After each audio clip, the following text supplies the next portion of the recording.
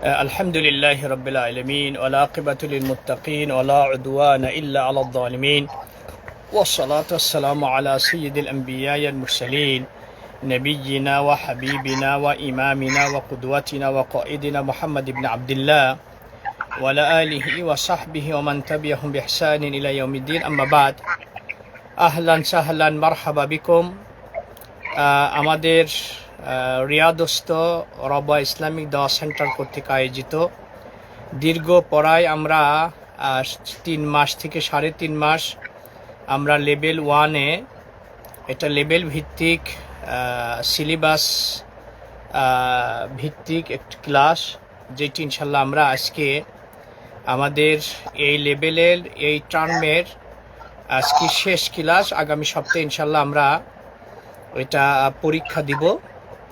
তো আজকে ইনশাল্লাহ আমাদের যে সিলেবাস গত সপ্তাহে আমরা আলহামদুলিল্লাহ শেষ করেছি, তো এটা মুরাজা বলা হয়, আমরা রিভাইজ দেব। তো সেই ক্ষেত্রে প্রথমত আপনারা আলোচনা করতেছিলেন, আমি কিন্তু অনেক আগে থেকেই এটা লাইন অন করে শুনতেছিলাম যে মাযহাব মানার ক্ষেত্রে যে নির্দিষ্ট কোনো মাযহাবকে আমরা ফলো করতে পারবো নাকি। তো সেই ক্ষেত্রে ভাইরা এক এক ভাই এক এক কথা বলতেছিলেন, কিন্তু এই ক্ষেত্রে চমৎকার অনুভূতি আপনারা ব্যক্ত করেছেন যে আসলেই একজন ব্যক্তি যখন নির্দিষ্ট কোনো মাযহাবকে গুরামি ভাবে, যদি তার অন্তরে প্রশস্ততা থাকে আলাদা কথা, কিন্তু একঘেয়েমি যেটা তাকলিদুল আমা বলা হয়, মানে অন্ধভাবে নির্দিষ্ট কোনো মাযহাবকে যদি আপনি ফলো করতে চান, তাহলে কিন্তু অবশ্যই রাসূল সাল্লাল্লাহু আলাইহি সাল্লামের বেশ কিছু হাদিস আপনাকে ছেড়ে দিতে হবে, ছেড়ে দিতেই হবে, তাছাড়া হবে না। তে এই ক্ষেত্রে 4 ইমাম এরা মহামতি, ইসলামের জন্য তাদের অবদান একেবারে স্মরণীয়। সাবধান, আমরা কোনো ইমামকে খাটো করে সম্মানহানি করে কোনো ইমাম সম্পর্কে আমরা মন্তব্য করব না। তারা তাদের জ্ঞানের পরিধির আলোকে তারা মানে খেদমত আঞ্জাম দিয়েছেন, তারপরও মানুষ ভুলের ঊর্ধ্বে না। এবং ইমামরা সকলেই যে রাসূল সাল্লাল্লাহু আলাইহি সাল্লামের সব হাদিস জানতেন তাও না, তার জ্ঞানের পরিধি আলোকে পরিস্থিতির মানে আলোকে তারা সমাধান দিয়ে গেছেন। কিন্তু 4 ইমামই, এইটা মূল্যবান কথা, 4 ইমামই এক বাক্যে তারা বলেছেন ইজা সাহাল হাদিস ফাহুয়া মাযহাবি। যখন কোনো ক্ষেত্রে সহি হাদিস পাওয়া যাবে, এই সহি হাদিস যে বা যারা ফলো করবে সেই অনুপাতে আমল করবে, সেই জন্য প্রকৃতপক্ষে আমাদের মাযহাবকে অনুসরণ করবে। চমৎকার কথা। তো সুতরাং আমরা এই যে কোনো ক্ষেত্রে যখন সহি হাদিস পেয়ে যাব, তারপরেও যদি আপনি বাপ দাদার থেকে মানে আবাহমান কাল থেকে সিস্টেমটা চলে আসছে, আমার পীর সাহেব আমাকে এই ওজিফা বাতলিয়ে দিয়েছেন, আমার ইমাম সাহেব, আমার দল, আমার এই সেই, এগুলো দোহাই দেওয়া এটা তৎকালীন যুগে মুশরিকদের ছিল। যখন মূর্তির বিরুদ্ধে রাসূল স্লোগান দিলেন, তখন তারা বললেন যে মানে ইন্না ওয়াজাদনা আলাইহি আবা আনা, আমাদের বাপদাদাকে আমরা এর উপরে পেয়েছি, সুতরাং তোমরা কি নতুন ধর্ম নিয়ে এসেছো। এইগুলো কথা মানে মুশরিকদের ভাষ্য ছিল। তো সেই মুশরিকদের কথা ঠিক সেম আমরা পুনরাবৃত্তি এখন করে থাকি। তো ভাইরা আমার, মানে এই প্রচলিত 4 মাযহাব, এইটা হ্যাঁ কখনো কোনো ক্ষেত্রে যদি আপনার কোরআন হাদিস থেকে কোনো বিষয়ে যদি আপনার কোনো ডাইরেক্ট যদি সমাধান না পান, সেই ক্ষেত্রে ইমাম সাহেবরা তাদের সুচিন্তিত অভিমত যে ব্যক্ত করে তাদের মতামত দিয়েছেন, আপনি যার ভালো লাগে সেইটি নেন। অথবা যদি সম্ভাব্য দুটাই যদি হয়, তাহলে আপনি যারটা ভালো লাগে তারটা আপনি নিতে পারেন। যেমন মনে করুন আপনি সফরে আসেন, সফরে ছিলেন, সফরে থাকা অবস্থায় আপনি জোহর নামাজের টাইম হয়ে গেছে, কিন্তু আপনি নামাজ পড়েন নাই। এখন আপনি নিজ বাসভবনে এসে পৌঁছে গেলেন, কিন্তু নামাজের টাইম অবস্থায় তো আপনি মুসাফির ছিলেন। এখন আপনি নিজে বাসায় পৌঁছে আপনি কি 2 রাকাত জোহর পড়বেন না 4 রাকাত পড়বেন? এটার মানে এইগুলো বিষয় কিন্তু যারা বলতেছে 2 রাকাত পড়তে হবে, কারণ এটা সফর মুসাফির অবস্থায় নামাজের টাইম হয়ে গেছিল, সুতরাং তাকে 2 রাকাত পড়তে হবে। আবার যারা বলতেছেন যে না 4 রাকাত পড়তে হবে, কারণ টাইম হয়ে গেলেও তিনি এখন মুকিম হয়ে গেছেন, 4 রাকাতই পড়তে হবে। তো এই ক্ষেত্রে কিন্তু আপনি যে যে দুইটার একটা মানে আমল করেন, কেউ বলবে না যে আপনি ভুল করলেন।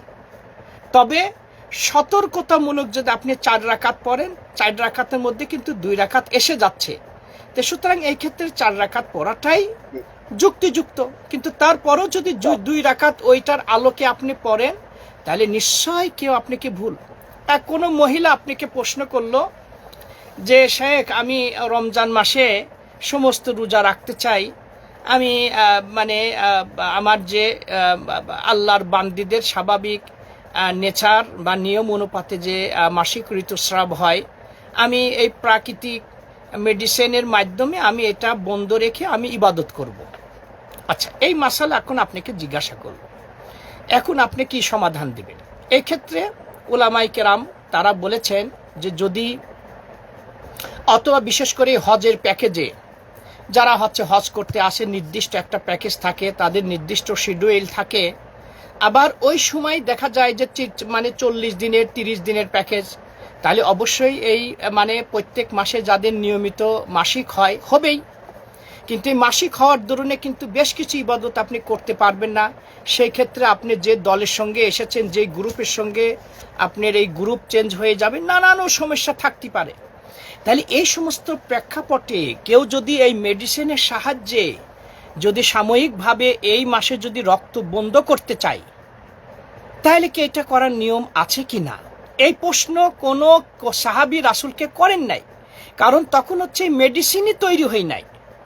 সুতরাং কোনো সাহাবী রাসূলকে প্রশ্ন করেন না। এই প্রশ্নগুলো হচ্ছে আধুনিক প্রশ্ন। তাহলে এই ব্যাপার উলামায়ে কেরাম কি বলেছেন? আপনি যার কথা ভালো লাগে আপনি নেন, এই ক্ষেত্রে আমরা গোঁড়ামি করব না। এই ক্ষেত্রে বেশ কিছু 2 দল আলেমদের আমরা বক্তব্য পাই।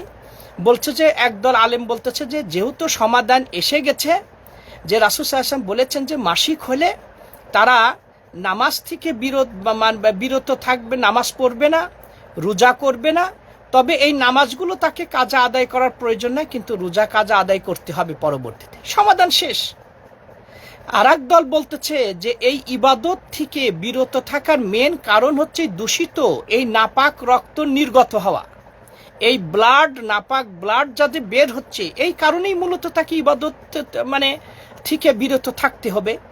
কিন্তু কোনো প্রক্রিয়ার সাহায্য যদি এই ব্লাডটা বন্ধ রাখা হয়, তাহলে নিশ্চয়ই সে ইবাদত করতে পারবে, কোনো বাধা নাই। তো সুতরাং এই ক্ষেত্রে আপনি যার মত ভালো লাগে আপনি নেন। কিন্তু এর সাথে যারা বলতেছে যে মেডিসিন ব্যবহার করতে নিষেধ নেয়, তারা একটু মানে শর্ত জুড়ে দিয়েছেন যে এই মেডিসিন ব্যবহার করার কারণে দূষিত রক্তটা বের হওয়াটা এটা স্বাস্থ্যের জন্য উপকার।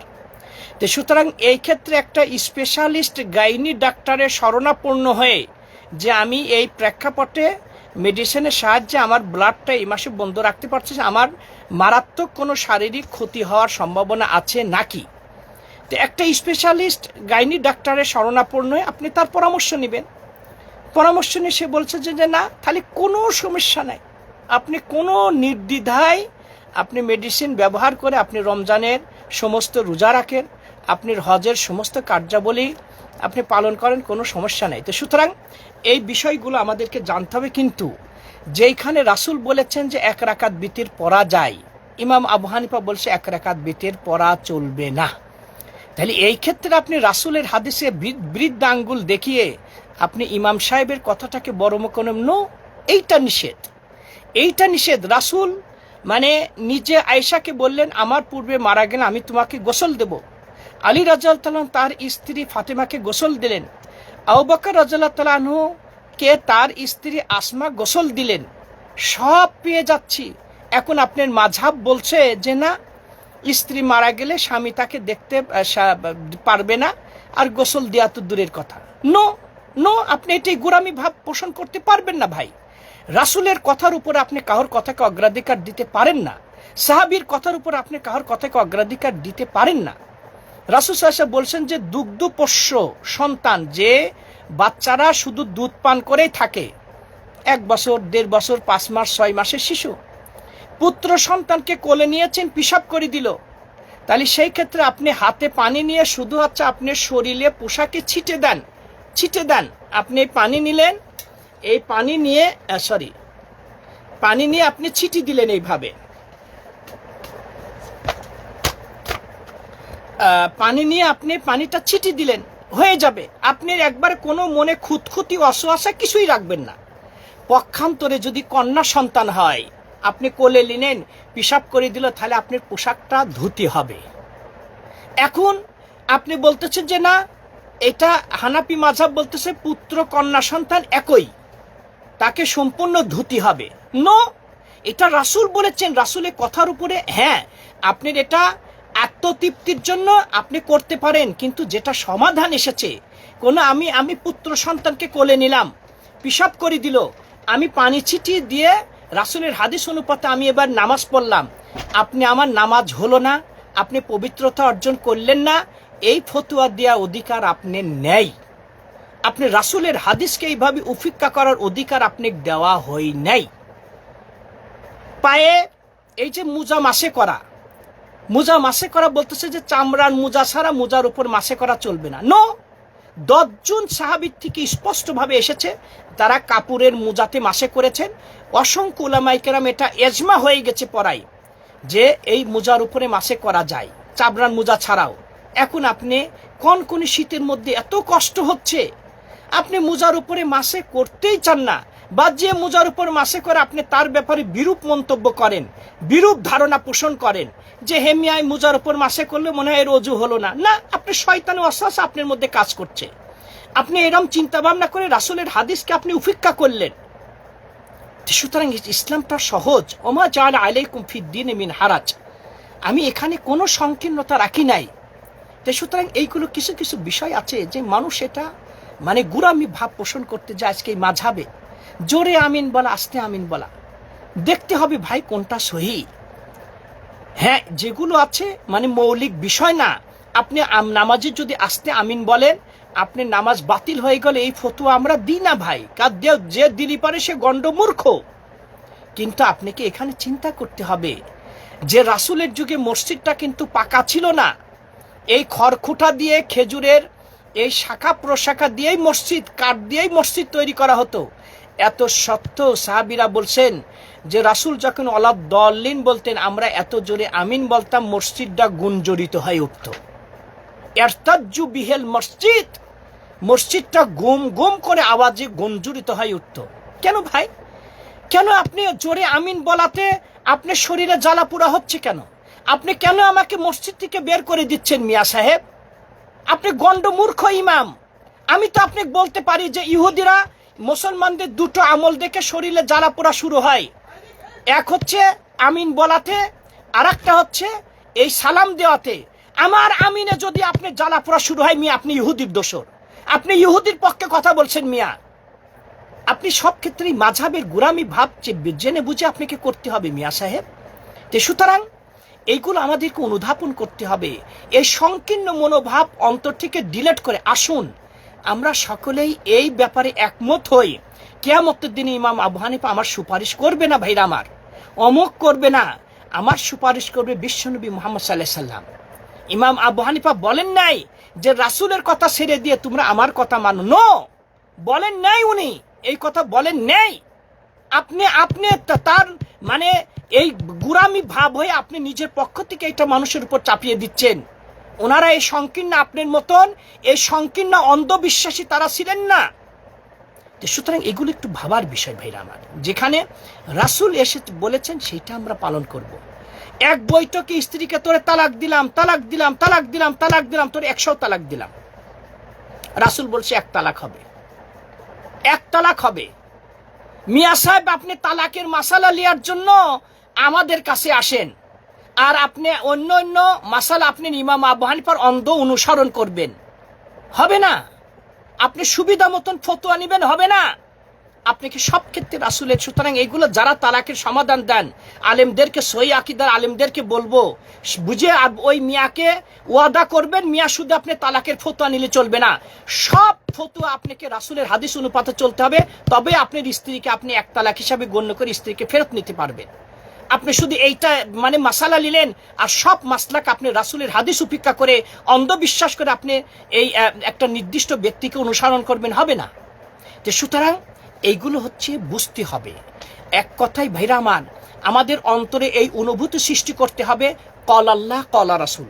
প্রতিটি ক্ষেত্রে যদি আমরা আল্লাহ আল্লাহ রাসূল থেকে সমাধান পেয়ে যাই, এইটাকে অগ্রাধিকার দেব। তারপরে যে ক্ষেত্রে সমাধান পাবো না, সেই ক্ষেত্রে আপনি যার কথা ভালো লাগে আপনি তারটা অনুসরণ করুন। কিন্তু আল্লাহ রাসূলের স্পষ্ট হাদিস উপস্থিত থাকার পরও যদি আপনি এইটা গোড়ামুশি করি, যদি আমাদের আকাবের উলামায়ে কেরাম, বড় বড় পূর্বপুরুষ, এত বড় মুহাদ্দিস 50 বছর ধরে বুখারী পড়েছেন, তারা কি ভুল করতে পারেন? না ভাই, এটা একজন নিরপেক্ষ মুসলমানের এটা হতে পারে না। হইতে পারে ভুল, এটা তো স্বাভাবিক।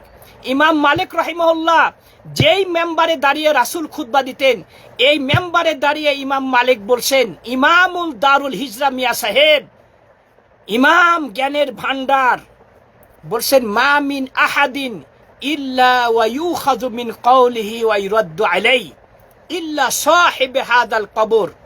পৃথিবীর এমন কোন ব্যক্তি নেই যে সে যা বলবে তার সব কথা গ্রহণীয়। কিছু কথা গ্রহণীয়, কিছু কথা বর্জনীয়। একমাত্র এই কবরে যিনি শায়িত আছে, রাসূলের কবরের দিকে তিনি হাত দ্বারা সিগন্যাল দিয়ে দেখালেন, এনার কথাই 100% গ্রহণীয়, কোনো কথা বর্জনীয় নয়। এইগুলো কথা হচ্ছে স্বর্ণের অক্ষর দিয়ে লেখার মতন কথা ভাইরা আমার। তো সুতরাং ভাইরা আমার, কাহর প্রতি কোনো হিংসা নাই। আমাদের কথাগুলো শুনলে আপনাদের জ্বালাপোড়া হইতে পারে, কিন্তু এটাই বাস্তব।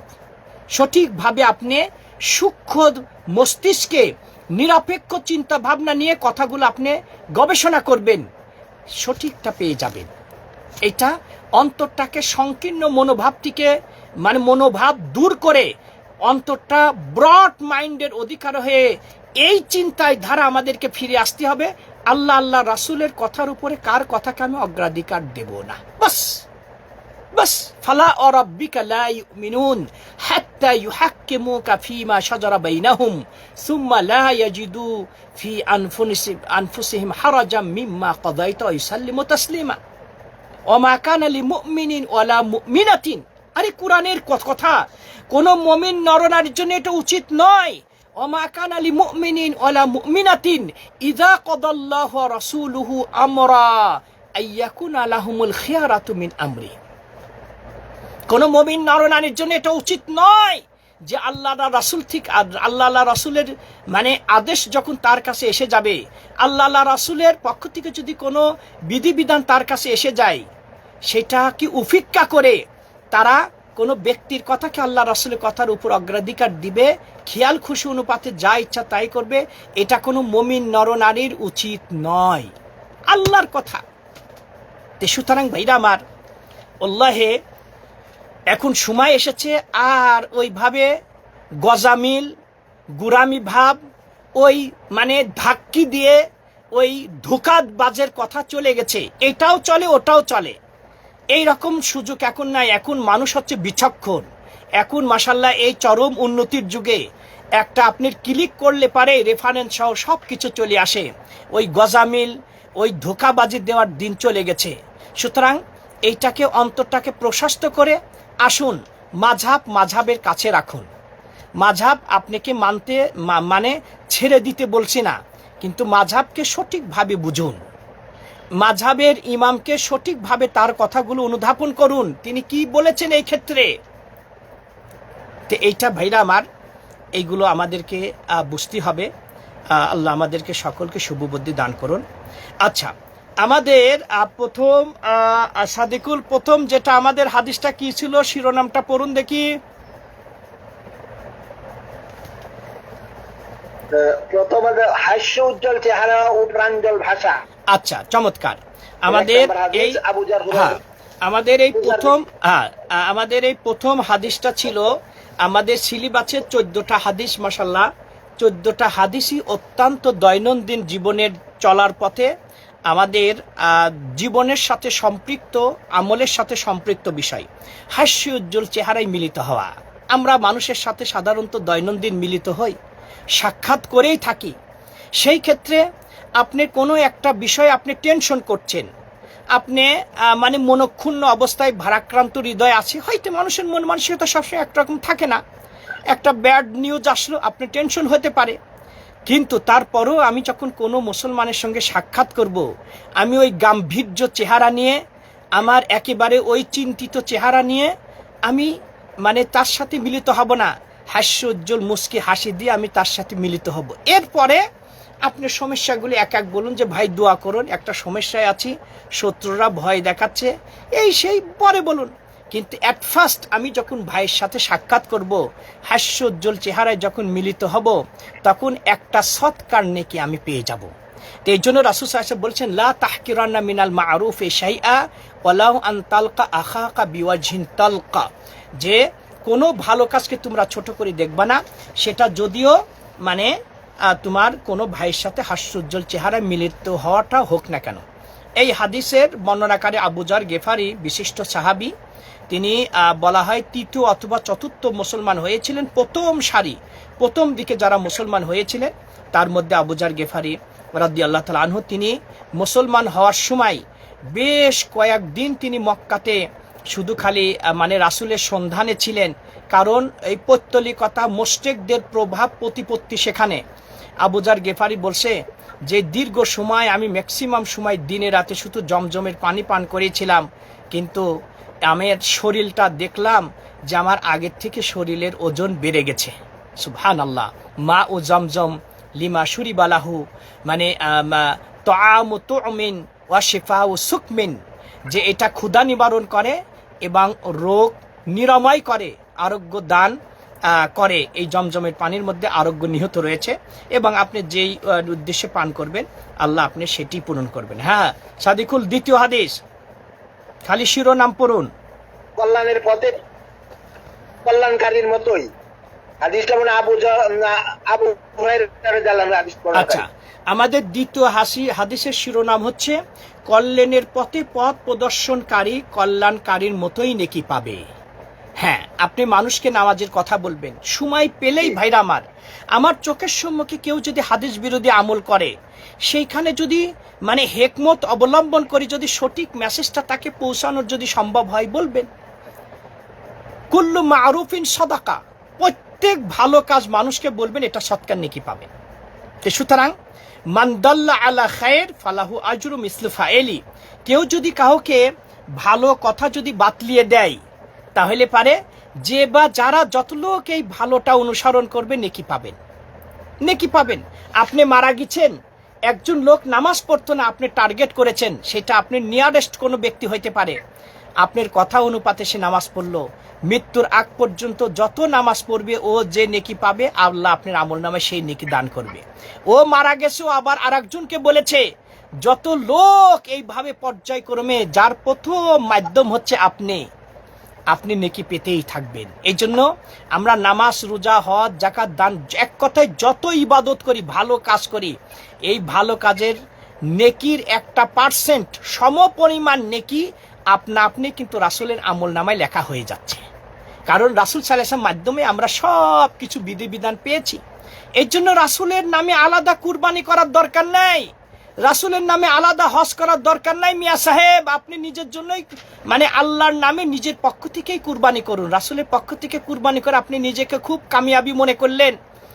এই আপনাদের বলেছি যে যখন মদিনা ভার্সিটি স্টুডেন্ট ছিলাম, এই খুলনা থেকে এক হাজী সাহেব মানে চেহারা দিকেই বুঝতে পারা, সালাম দিলাম মসজিদে নববীতে, চেহারার দিকে তাকিয়ে বলছে যে বাবা, এইবার আমি রাসূলের পক্ষ থেকে হজ করতে এসেছি।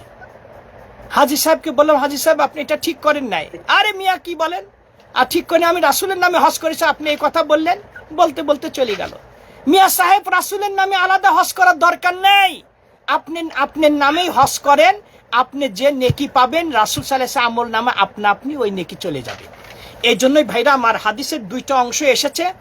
একটা অংশ কল্যাণের পথে আহ্বান করলে যেইভাবে আপনি নেকি পাবেন, পক্ষান্তরে যদি আপনি অকল্যাণের কাউকে যদি দিক নির্দেশনা দেন, সিনেমা হল বানাইলেন, সার্কেস বানাইলেন, এখন আপনি বিশাল টিভি দিয়ে এই যে খেলা দেখার সুযোগ করে দিলেন, নামাজ কালাম বাদ দিয়ে মানুষ এই মানে বিনোদন করছে, এই যত লোক বিভ্রান্ত হচ্ছে, মিয়া সাহেব গুনাহ আপনি নিতে হবে। শুধু সদকা জারিয়ার ওয়াজ শুনি, গুনাহও জারি আছে। এই কাবিল হাবিলকে হত্যা করেছিল, এই জন্য রাসূল সাল্লাল্লাহু আলাইহি ওয়াসাল্লাম বলছেন, মৃত্যুর আগ পর্যন্ত পৃথিবীতে যত অন্যায় এই হত্যাকাণ্ড মানে সংগঠিত হবে, এই হত্যার একটা গুনার ভাব ওই কাবিলের আমলনামায় যুক্ত হবে, কারণ এ সর্বপ্রথমে এই সিলসিলাটা জারি করছে। সুতরাং ভাই সাহেব বুঝে শুনে মানে আমল করতে হবে। আপনি যদি একটা গুনার আড্ডাখানা যদি সৃষ্টি করে যান, মরার পরও আপনার গুনাহ চলতেই থাকবে, যেভাবে ভালো আমল করলে নেকি চলতে থাকে। হ্যাঁ, 3 নম্বর হাদিসটা পড়ুন তো, 3 নম্বর হাদিসটা। ঈর্ষা ও হিংসা করা হারাম। আচ্ছা, এই প্রথমে আমাদের দ্বিতীয় হাদিসটা, হ্যাঁ দ্বিতীয় হাদিসটা আমাদের আবু হুরায়রা থেকে ছিল। মাশাআল্লাহ, আবু হুরায়রা জানি সর্বাধিক হাদিস বর্ণনাকারী, তিনি 7ম হিজরিতে ইসলাম ধর্ম গ্রহণ করেছেন। এই তৃতীয় যেটা আনাস বিন মালিক, যে ঈর্ষা এবং হিংসা। ঈর্ষা আসলে হিংসার সাথে, ঈর্ষা শব্দটা বাংলাতে বলা হয় যে এটা হিংসার অর্থে ব্যবহার হয় না। ঈর্ষা বলা হয় আল্লাহ আপনি যে কল্যাণ দান করেছে এই কামনা করা যে আল্লাহ আমাকে অনুরূপটা দিক, এইটাকে বলা হয় ঈর্ষা। আর হিংসা বলা হয় যেটা আল্লাহ আপনাকে যে নিয়ামত দিয়েছে সেইটা ডিলেট হয়ে যাক, এইটা ধ্বংস কামনা করা, এবং ওইটা যেন আল্লাহ আপনাকে দান করে।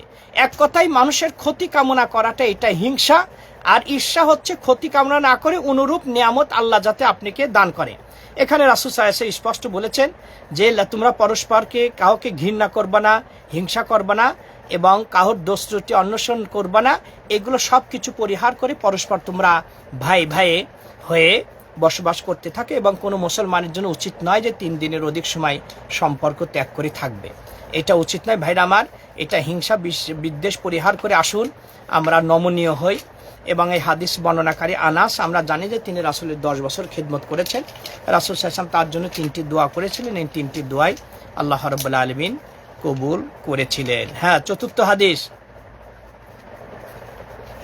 পানাহারের আদব কায়দা, বর্ণনাকারী উমর বিন আবি সালামা। আচ্ছা, পানাহারের আদব, খাবার পান করার আদব, চমৎকার। এগুলো সব কিন্তু ভাই আমাদের দৈনন্দিন জীবনের সাথে সম্পৃক্ত। হিংসা কথাবার্তার বলি লোক দৈনন্দিন হিংসা করে।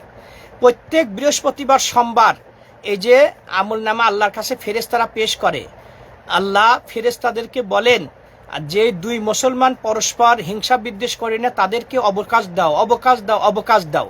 আল্লাহ সবকে মাফ করেন, কিন্তু এই 2 ব্যক্তিকে মাফ করেন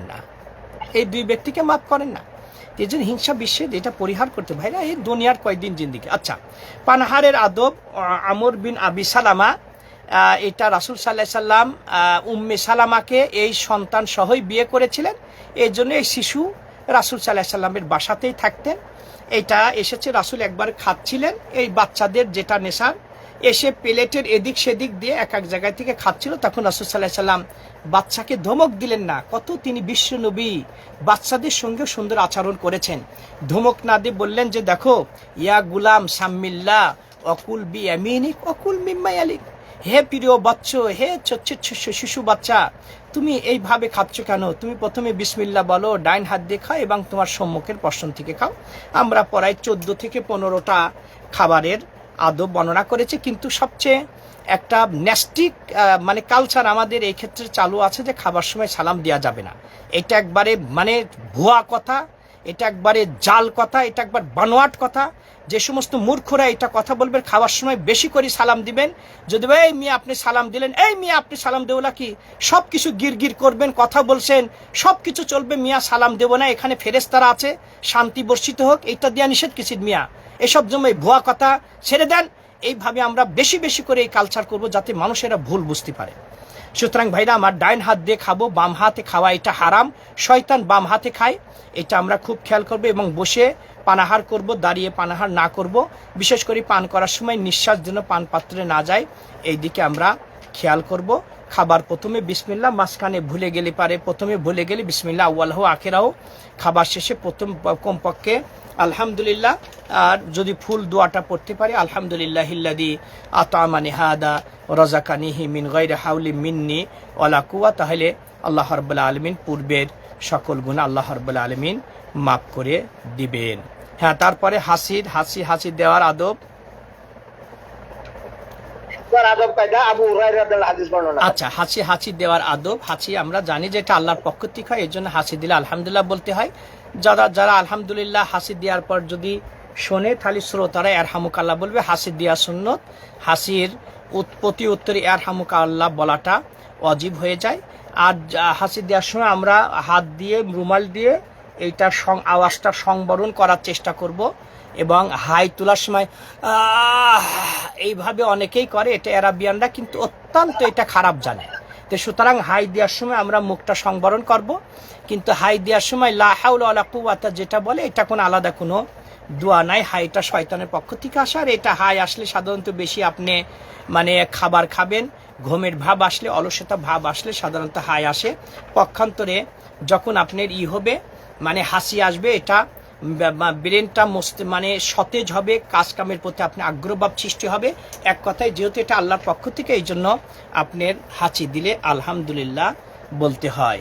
আচ্ছা, আমি শিরোনাম পড়ি। 6 নাম্বার হচ্ছে সত্য কথা বলার প্রতি উৎসাহ প্রদান করা এবং মিথ্যা কথা বলা থেকে সতর্ক করা। আমরা জানি যে মিথ্যা বলা মহাপাপ। সত্য এটা জান্নাতের দিকে নিয়ে যায়, আবার মিথ্যা জাহান্নামের দিকে নিয়ে যায়। এক ব্যক্তি কন্টিনিউ সত্য বলতে থাকে, আল্লাহর দরবারে সত্যবাদী হিসাবে তাকে আখ্যায়িত করা হয়। পক্ষান্তরে মিথ্যা বললে তাকে মিথ্যুক হিসাবে আখ্যায়িত করে। এই জন্য ভাইরা আমার, একজন মুমিন আহলান সব সময় খালি ডিস্টার্ব করেন, আল্লাহ ইয়াহদিক। আল্লাহুম্মা আমিন ওয়া ইয়ানা। আচ্ছা শায়েখ শোনেন, ওই যে 10ই জুলাই শায়েখ দেশে যাচ্ছেন না তো নাকি? না, দেশে যাওয়ার প্রোগ্রাম নাই। আচ্ছা, 10ই জুলাই ওই যে বাচ্চাদেরকে নিয়ে, ফ্যামিলিদেরকে নিয়ে একটা ইস্তেরাহাতে প্রোগ্রাম আছে। তো এটা ইনশাল্লাহ বলবো, ওইটা একটু খেয়াল রাখেন। এই তো 2 সপ্তাহ পরে ইনশাল্লাহ। শায়েখ হয়তো 1 সপ্তাহ পিছায় যেতে পারে, কিন্তু ভাই বাচ্চাদেরকে নিয়ে আসেন। শায়েখ ইস্তেরাহাত ইনশাল্লাহ প্রোগ্রাম হবে। হ্যাঁ, লোকেশন পাঠিয়ে দিয়েন, কোনো অসুবিধা নেই। ছুটির সময় তো ভালো হবে। হ্যাঁ, ছুটির সময় এই জন্য এইভাবে করা হয়েছে। গরম আছে একটু, তারপরও দেখি ইনশাল্লাহ। জাকুমুল্লাহ খাইর। আচ্ছা ভাইরা, তাহলে শায়েখ এসে গেছেন। এইভাবে যেটা পরীক্ষার সিস্টেম, আপনারা নার্ভাস ফিল করবেন না। একটু ওই যে হাদিসের শিক্ষণীয় বিষয়গুলো, এইগুলো ইনশাল্লাহ পড়বেন। সত্য মিথ্যা এখান থেকে, আর অবশ্যই হাদিসের অর্থ লিখতে হবে এবং বর্ণনাকারী পরিচয়, এইটা আপনারা একটু পড়ে নিন। আর যেটা আপনারা পেশাব পায়খানা সালাম টালামের আদব, প্রত্যেক দিন তো ভাই বাথরুমে খালার বাড়ি তো যেতেই হয়, বাইতুল খালা। এই জন্যই এইটার সব জানাই আছে, চিন্তা করার কোনো কারণ নেই। ইনশাআল্লাহ তৌফিক। সুবহানাকাল্লাহুম্মা বিহামদিক, আশহাদু আল্লা ইলাহা ইল্লা আনতা, আস্তাগফিরুকা ওয়া আতুবু ইলাইক। আসসালামু আলাইকুম ওয়া রাহমাতুল্লাহি ওয়া বারাকাতুহু।